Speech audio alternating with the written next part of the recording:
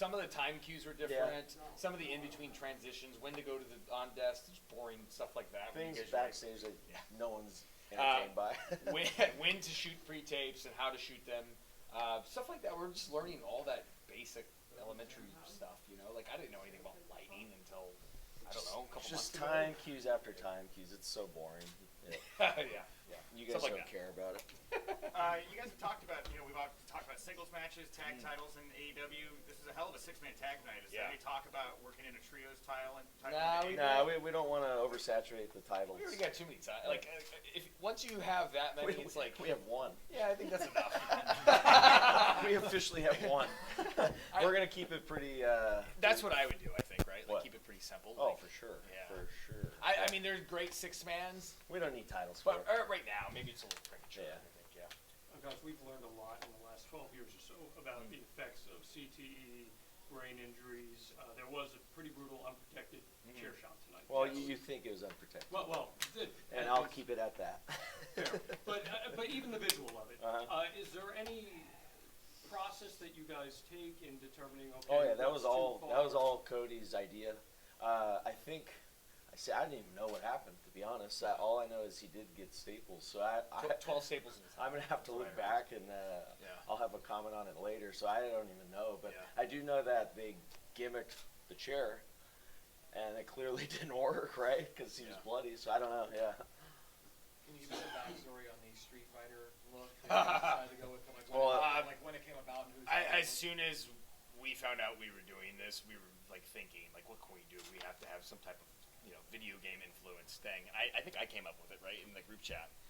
You did. Yeah. We're big Street Fighter fans. Well, Kenny's a massive. Kenny's the biggest. Yeah. I'm more of a I kind of dropped off after 2. So I bought Nick's pretty a 2 guy too because I bought him the arcade at home. It's like we're just big Ryu and Ken and Guile fans, and I was like, we have to do this. You have the blonde hair, so you're Ken, But we just got the costumes from Denise Cutler, Brandon Cutler's wife. I didn't see him until today. And Kenny's seamstress did not deliver his gear in time. You're supposed to get shipping by Monday, so we said that's a little too late. She's like, I'll have it to you by Monday. He's like, okay, so I'll never be able to use those ever. Okay. I like that you guys had time cues and time cues that were enforced in the matches. Whose idea was that? We discussed that yesterday, actually. Yep. That's one thing I think I like that people do overseas, internationally.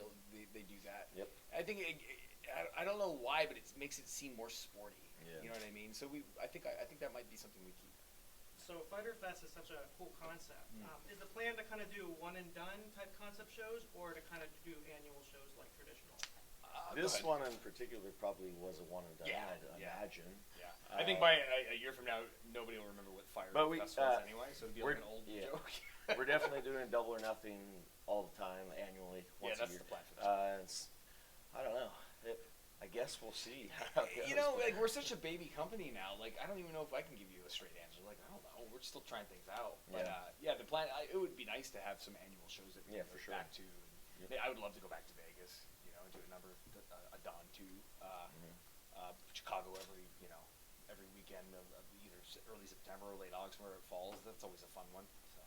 So do you see Daytona Beach as more of a short-term thing, or is that going to be more of an annual spot? Not necessarily. I mean, this is great. We did well, yeah.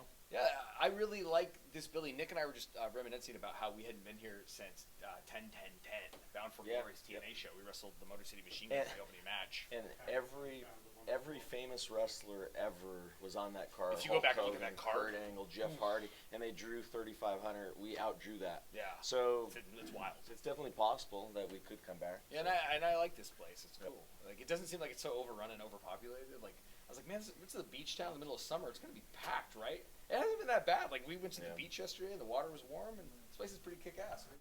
I spoke with a lot of gamers who have seen you guys for the first time tonight. What is it with the whole gaming world that mixes with wrestling so well? That's a good question. Yeah. It feels like it's the same fans. Sure. I don't know why that is. Maybe it's because we are kind of like superheroes, but in real life. So I don't know. It's the same age demographic too, right? Most of us like the same thing. Most of us are like '90s kids at this point now, and we all grew up liking the same things. And I don't know. Like it's a great question. It just seems like gaming and professional wrestling go hand in hand. And you know, for example, the Hadouken tonight. That was one of the biggest reactions of our match. So people knew it. Yeah. Everyone knew it. Yeah. So That was fun. yeah.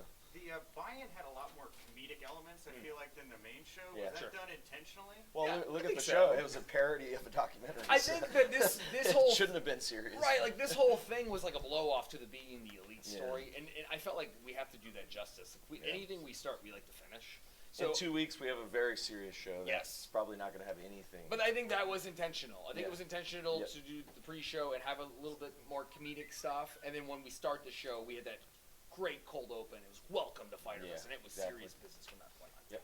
Do you guys think that are you helping the Mexican guys like Penta, Phoenix that Oh. are being more exposed in the United States? Those guys are superstars. Superstars. So I don't know if we're helping them because they're already superstars. Yeah. So I don't know. I think we've given them a bigger platform. I Yeah. think a lot of people like they were known amongst the underground fans, and now it's like ever since we put them on our All In show, and then Double or Nothing, and then now it's like a lot of people are opening their eyes to these guys, and I think we're helping them Yeah. definitely. But like Nick said, they They were already They're superstars. Hey guys, last question. Normally on big shows like this, there are cool down spots. There's chances for fans to take breaks.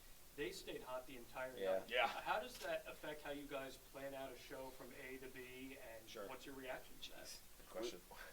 We want to hit home runs every inning. Yeah. We don't want breaks. We want Yeah. the fans to have fun the whole time. That we was- want this to feel like a party. Yes. And if I it was gonna say doesn't the feel same like thing. a party, then we're screwed. You know Like what I mean? our entire style and what made us as big as what we, on the independents or whatever we've done, is always like we've always put our foot on the gas and we never let go. So I always Look at our match tonight. Jeez, don't even get me started about that. Good Lord. Oh my God. But yeah, like Nick said, we want to have a party atmosphere, and I felt like everybody was partying tonight. So. Guys, thank you very Yep. much.